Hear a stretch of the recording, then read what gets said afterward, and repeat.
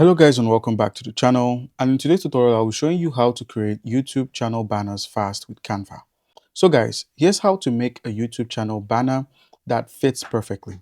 Alright guys, so here's how to make a YouTube banner that fits perfectly. So your first step would be to simply log on to Canva, and once you're on Canva, make sure you either have an account. If you do not have an account, simply use the sign up option to simply sign up or sign into your account.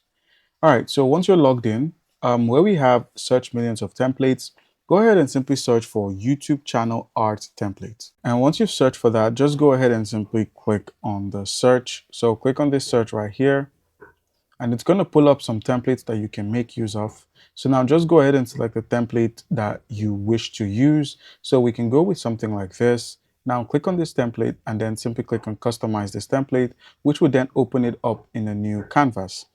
And once the canvas opens up, make sure you add your logo and brand colors, and also keep the important text in the safe zone, which is this middle part. So make sure your channel name or whatever important text is here is kept in the middle. Go ahead and add your logo, and also make sure the background color matches your brand colors and things of that nature.